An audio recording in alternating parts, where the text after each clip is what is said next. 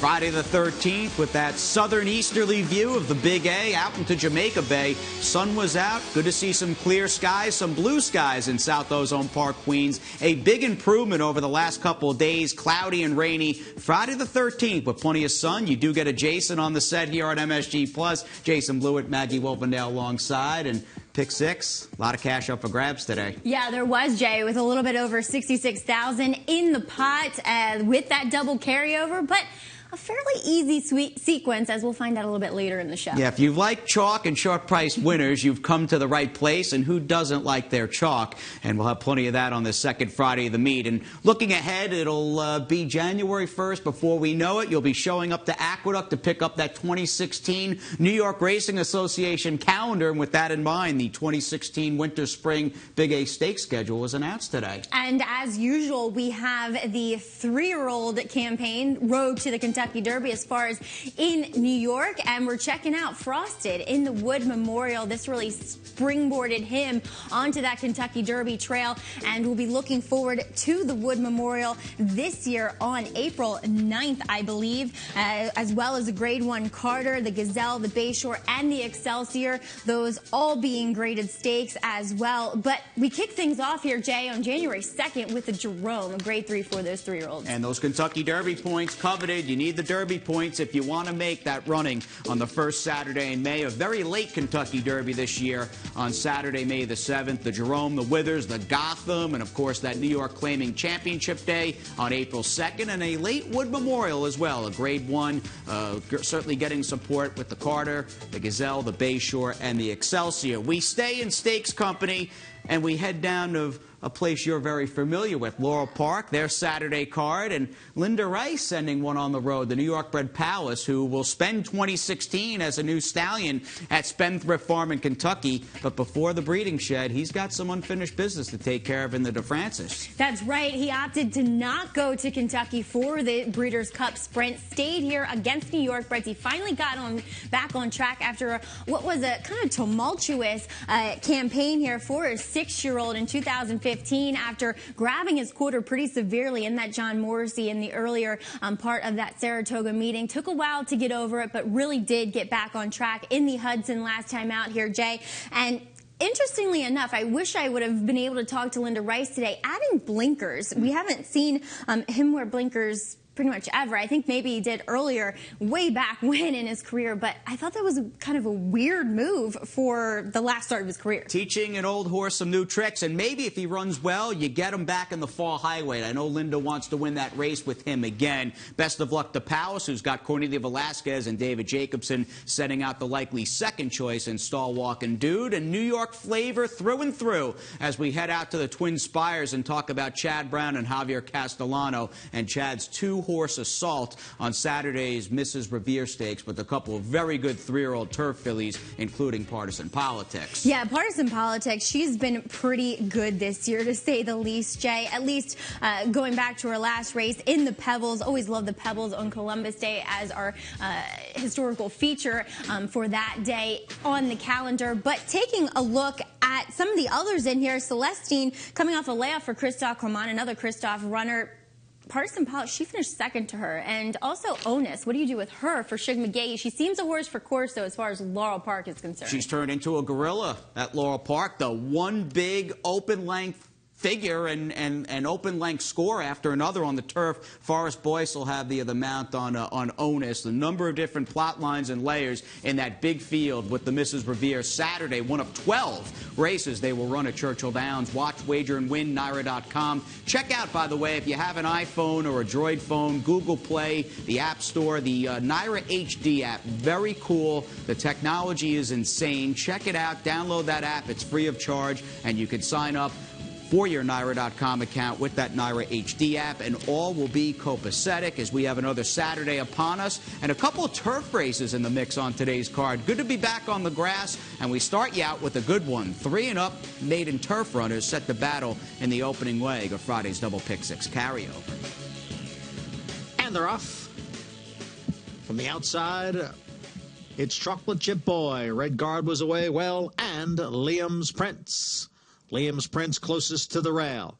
Red Guard is racing in second, and Taylor Fancy is now up to third, with Chocolate Chip Boy alongside in fourth. Then comes Black Eagle next in fifth. America's Kitten is sixth, and a break of two. Veneto trails the field in seventh.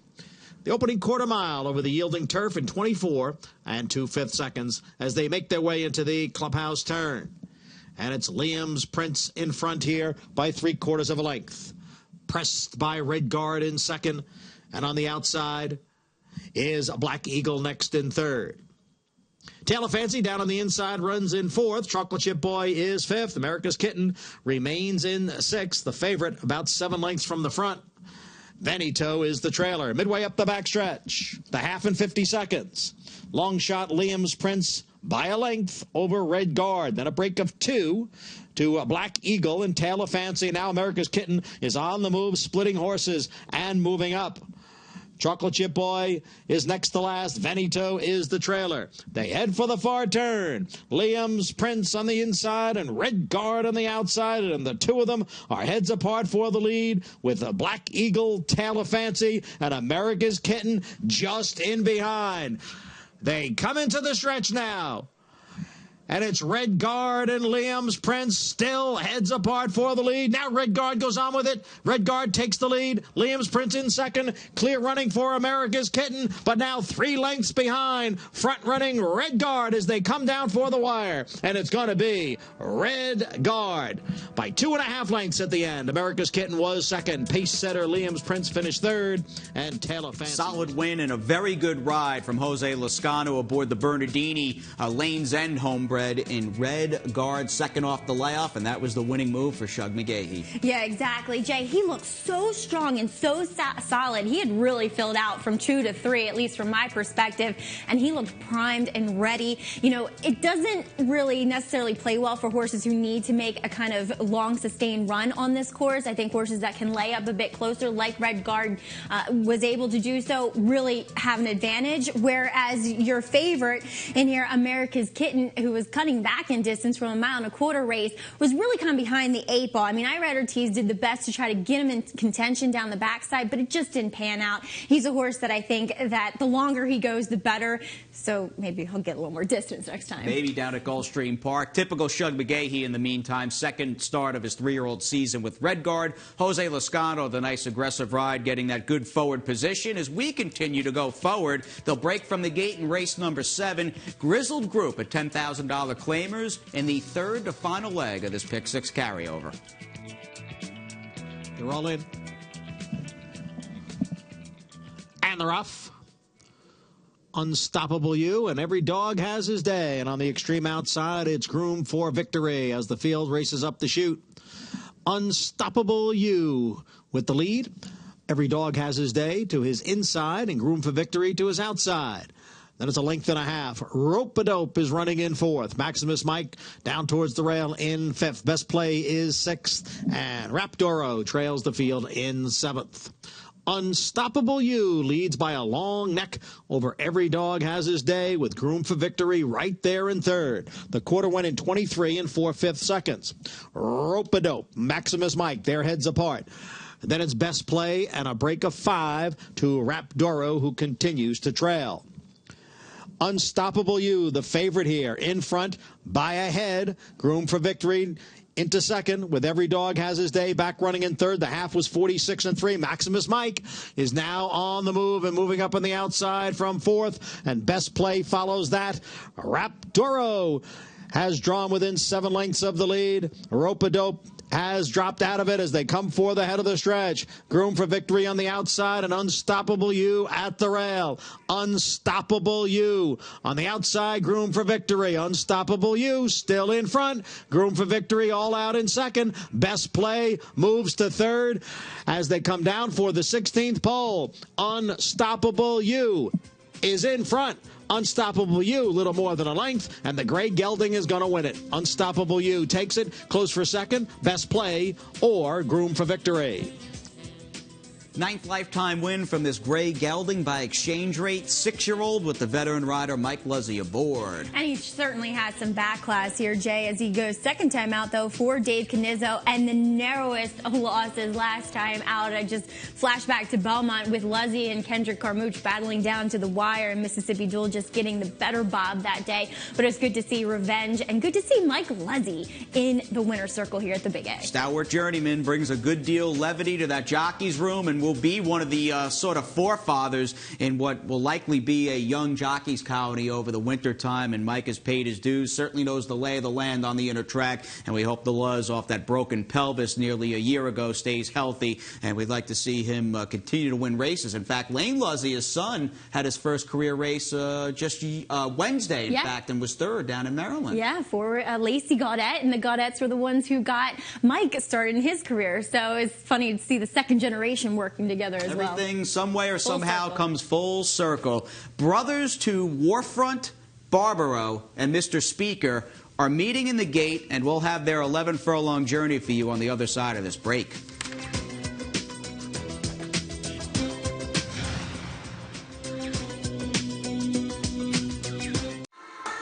Now you can enjoy your favorite pro and fantasy football teams while playing the races in style as Longshots welcomes back NFL Sunday Ticket.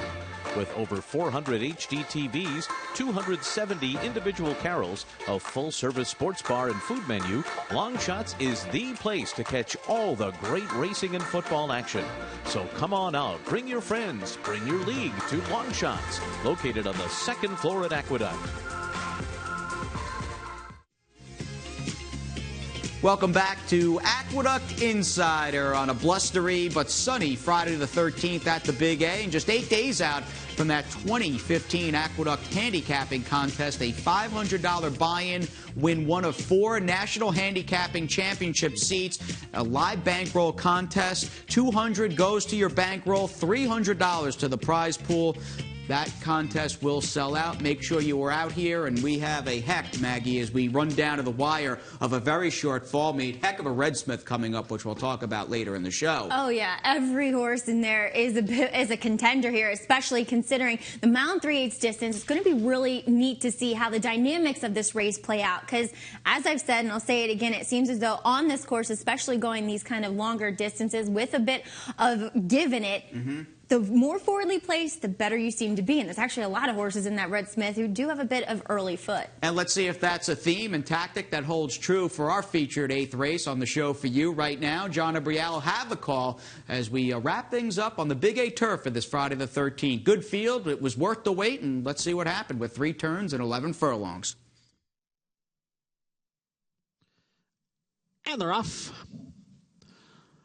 Fire away. Margano.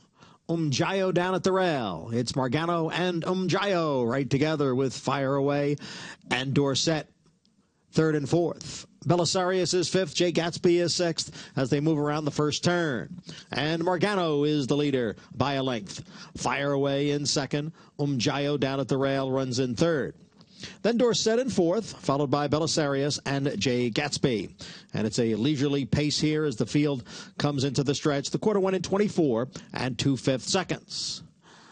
Margano on top here by a length with Fire Away on the outside in 2nd. Umjayo tucked down at the rail in 3rd. Then comes Dorset, Belisarius, and Jay Gatsby. So positions unchanged as they come under the line for the first time. And it's Margano setting the way here. Ran a half in 50 seconds. It's Margano taking the field into the clubhouse turn. Fire Away continues to chase in 2nd with Umjayo at the rail in 3rd. Then it's Dorset in 4th, about 3 lengths off the front. Belisarius is 5th and Jay Gatsby, and they've reached the backstretch. And it's Margano, and he's been in front every step. Margano leading Fire Away by a half length, and now they're midway up the backstretch. Margano lets it out again, in front by a length. Fire Away in 2nd, and Umjayo is down at the rail in 3rd. He saved ground the entire way. Dorset is 4th, then Belisarius and Jay Gatsby. Margano's the one to catch. Margano ran 3/4 in 1:15 and 2 over the yielding turf and has the lead as they go into the final turn. It's Margano by 3/4 of a length over Fire Away, who's been chasing right from the start. Margano by a neck. Fire Away getting closer now on the outside. Dorset and Umjayo just in behind, third and fourth. Jay Gatsby on the far outside, and Belisarius, they're in the stretch. And here's Fire Away now to take the lead from Margano. Margano fights back again. It's Fire Away and Margano, Umjayo and Belisarius. They come down for the finish, and it's Fire Away to win it by about a half length. And it was close for second between Umjayo and Belisarius. Margano was fourth. Another favorite at 680. You got the Max Jingles in the change department with Fire Away. It took a nice step up in class and was second throughout before taking over. Exactly, and it was kind of funny that the son of Warfront soundly beat the half-brother to Warfront in here as both 3-year-olds kind of bookended the field overall. And Fire Away, Jay, I think he was just sitting on this effort. He just has rounded into form really, really nicely for Shug, who got his second win of the day. It's the distance, it's the Shug factor, you get the pedigree, the Black and Cherry, the Phipps stable, and a Hall of Fame pilot who commandeered the victory in John Velasquez. And maybe that'll set Mr. Speaker up for a good run. Of course, this horse out of the same unbridled mare Salute. We'll talk about Mr. Speaker and the Red Smith cast in the third segment of the show, but let's move it ahead off Shug's double, a turf double at the Big A, and close things out in this double carryover pick 6. A lot of money up for grabs, and once again, a big field of New York-bred 2-year-old $40,000 maiden claimers out of the chute as we send it up to Johnny I. From the outside, now High Noon Cocktail moves up, and High Noon Cocktail grabs the lead. Guyana Cat and Majority, second and third. Then Thunderbums in fourth. Link Appleyard is a close-up fifth. Fake It Till You Make It down on the inside runs in sixth, with Hangry in seventh. Korea Can Do is eighth. Sky Ace runs in ninth, a break of 4 to Squashville Road, who trails the field in 10th, and the quarter was run in 23 and 1/5 seconds. High Noon Cocktail by a length. Link Appleyard has moved up now into second. Down on the inside is Fake It Till You Make It, and on the outside it's Majority. Then a break of almost 3 lengths to Guyana Cat, Thunderbums, Hangry, and Korea Can Do. Farther back at Squashville Road, and Sky Ace now trails, half and 46 and 3. High Noon Cocktail challenged here by Link Appleyard, and the two of them are heads apart, and Majority is just behind, but under the whip in third. A break of 3. Hangry now moves into fourth, and then Guyana Cat and Squashville Road. The field is at the top of the stretch. Link Appleyard has the lead now over High Noon Cocktail. It's Link Appleyard in front, clear by 3. High Noon Cocktail runs second, and then Majority and Hangry. Link Appleyard with a 4-length lead and less than a 16th to the wire. Hangry putting in a decent late run, but will not catch Link Appleyard. Hangry was second, then High Noon Cocktail and Majority. Main track good and harrowed the second half of the card, and Link Appleyard did not mind the moisture in the Big A main, kicking clear, 4th winning favorite in this pick 6 carryover that paid a little over 4 G's. And congratulations to Michelle Nevin, who owns, breeds, and trains this horse. So a son of Frost Giant graduating today in the New York-bred maiden claiming ranks, but pretty soundly. So he'll be a useful one for the Aqueduct Inner, I'm sure, throughout the winter. And a good call with Michelle as the trainer, the owner, and the breeder. I wonder if she's got the mare, a sharp humor mare, right? In a Backslash, and the winner by Frost Giant. Good little nugget there with Link Appleyard as we look at and check out everything else that happened on the second Friday of the fall meet. What a place, South Ozone Park, Queens. Let's do it. 1, 2, 3, 5, and 6. Here's the man upstairs, John Embrial. The field turns into the stretch. It's Northern Screamer now clear. Northern Screamer clear by 3. Rain is second by 3, then Your Turn, and farther back, it's Sweet Nida. It's Northern Screamer extending the advantage here in the stretch. Northern Screamer by better than a half dozen lengths. And Northern Screamer will win here at odds of 1 to 5. It's going to be close for second, and it's a photo for second between Your Turn and Rain. As they come for the top of the stretch, Egyptian Magic on the inside and Fredak on the outside. Killarney Rose is third, then the Giant is lit, and Pourvu. Egyptian Magic now draws clear. Egyptian Magic in front by 5 lengths.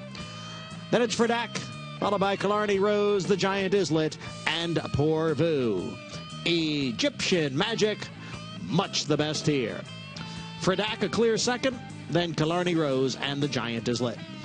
Chelsea Road in third as they come into the stretch. Time for Angie on the outside now takes over the lead from Brigetta. Time for Angie's in front. Brigetta is back running in second. Chelsea Road is all out in third. And then it's Trail Walker and Desert Valentine. Time for Angie. Angie extends now to a 4-length lead. And it will be time for Angie. By a little more than 4. Looked like Brigetta got second. She'll be in a photo with Chelsea Road for second. Rail, the half was running 48-4. The name's Patty is the leader with less than 3/16 to the wire. The name's Patty draws away to lead by 4. That is Love You Babe, Princess Alicia, and the Bunny Phone. The name's Patty in front here. And this chalky day at Aqueduct continues. The name's Patty at 6-5. Love You Babe second, then Princess Alicia and the Bunny Phone. Miss Rickles on the outside of Flying KC. Miss Rickles, Flying KC, heads apart as they come through the stretch. And it's Miss Rickles in front now. Flying KC is back running in second. Then Valerie Spirit, Irish Laughter, and Hope's Roar. Miss Rickles by 4. Valerie Spirit takes second. Miss Rickles, the winner here by a little more than 2. Big long shot. Valerie Spirit got second. Then it was Irish Laughter. Flying KC faded to 4th. And we ended that little highlight package with the biggest winner by far in today's card, the outsider in regards to the win payoffs in races 1 through 9, 1580 on Miss Rickles. Mike Luzzy, one of his 2 wins on the program. Yeah, with this off-the-turf race, adding a little value to that pick 6 sequence, Jay. A pick 6 that at least the second leg went to a speedy and well-bet first-time starter trained by John Paracello. And Cappy, if you could cue the second look in those shiny binocs upstairs, here's a look at the 5th race and the stretch run with the name's Patty, who had Jose Lascano, good speed, and man, oh man, is this barn white hot right now. Yeah, and Johnny B touting out this filly from the get-go here in this maiden claimer, and she won to his backing and to the rest of the public's backing as well. And 4 for 6 so far for this, we're not even 2 weeks into the Aqueduct meet, so John Paracello is off to a blazing start here at the Big A. Day number 9, a good trainer, a cagey, wily veteran, and a guy that has clearly managed and pointed his horses to peak efforts over the last couple weeks here in Queens. Now, as we check out the rider standings and a pretty sunset over Jamaica Bay, this was a Friday card in which twofer seemed to be the popular theme. Mike Luzzy with a pair, Johnny V with a pair, Jose Lascano won a couple, and Jose Ortiz had bookend wins. Shug McGahee, we looked at both of his nice-looking turf victories on the program as well, and Shug able to pick up a coveted training double as Rudy Rodriguez leads all trainers during this young meet with 6 victories. Claims, the name's Patty. Didn't go home to John Paracello. Claimed by John Mazza for $25,000. 3 claims out of race number 3, including the Calbred winner, Time for Angie, who romped home for Gary Gullo and Rapoli Stable, and a 3-way shake on the consistent and likable veteran Unstoppable You. No longer with David Canizzo. Bob Barbera, the new trainer, as we set our sights on the finish line, nearly wrapping things up on this Friday edition of Aqueduct Insider. It's Maggie and Jason coming right back from Queens.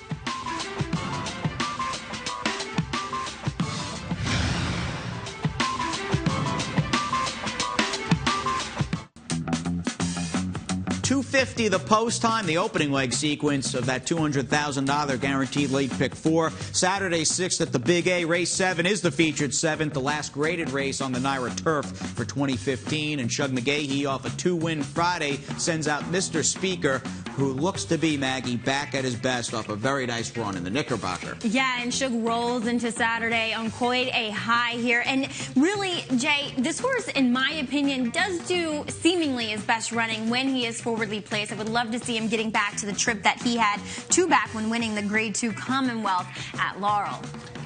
Here's Kagan from Mark Cassie, who has kind of blossomed and evolved from a top-class miler. He's gone long pretty well up at Woodbine. Yeah, but is he going to do it here? I mean, Woodbine's that big, sweeping mile-and-a-half course where it plays a different role when you're going 3 turns around this Aqueduct kind of bog where he might be able to handle it. I just truly question his distant limitations. All right, we talked about Mr. Speaker. How about a Mr. Maybe, who paid immediate dividends off a private buy for Chad Brown and Michael Dubb? Immediately, but he was having a good 2015, I think, already for his former connections. But yes, this effort here puts him nicely into contention for the Red Smith tomorrow. It's the same distance, a mile and 3/8. Overall, though, he's meeting better horses than what he beat here back at Belmont. He'll get a very good test, much like Fire Away did today for Shug. War Dancer. Here he is running a close second, beaten a neck by Twilight Eclipse in the Grade 1 Man of War. His last couple, though, have left plenty to be desired. Preach, Jay, here. And a disappointing horse for me because I've been a fan of his, especially going into the Bill Mott barn and the campaign and the races that he's run him in. But will he handle given the ground? It's still going to be a bit softer here at Aqueduct. I just wish he could get back and come in to this Red Smith on a better effort. Little Breeders' Cup fall meet action as they come off the far turn and, in fact, past the 8th pole in the Sycamore at Keeneland. Holiday Star, Charming Kitten, and St. Albans. Boy, do you like any of these? Holiday Star, he had the race fall into his lap, I think. He just got the right kind of trip, the right kind of ride from Edgar Prado here. You know, looking back at Charming Kitten's 2014 races, they make him competitive. I don't know about this year. He hasn't been quite the same. And then taking a look at St. Albans Boy, well, at least you know he can go the distance of ground. All right, he can stay. He's a marathon runner on the turf. And an Andy-less Friday, no longer at Aqueduct. We caught up with them yesterday for a Saturday preview, and here's what went down. Thanks a lot, guys. Saturday's 8th race looks like an interesting situation to me. The 9 Ogermeister is coming out of a race that Stay Tuned finished second in. Now, Stay Tuned won the 6th race on Thursday's card and won it fairly easily. Now, that was a sloppy track race. He was a big favorite, but arguably those are better horses than Ogermeister is facing in the 8th race on Saturday. And Ogermeister comes out of the same race as Stay Tuned. Stay Tuned finished second. Ogermeister was 5th. Except Stay Tuned was with the race. The race flow was very much in favor of closers. It's a race where the pace completely fell apart, and that worked into the favor of Stay Tuned, whereas Ogermeister was right on the pace, second just a half length off. The speed in the race was a 5-2 shot that finished 7th. The other 2 tertiary speeds, I should say, finished 9th and 10th. Ogermeister did well to survive that duel and only lose by 2 and change in there. He's coming back with a good outside post against what I think is an inferior field, Saturday's 8th race. And the number 9 Ogermeister in that 8th race is supposed to be pretty tough to beat. From Ogermeister to the views from the Big A. We take in every second of that sunset. We say good night, 6 p.m. for the Saturday edition of Aqueduct Insider. For Maggie and myself, a pleasant good evening.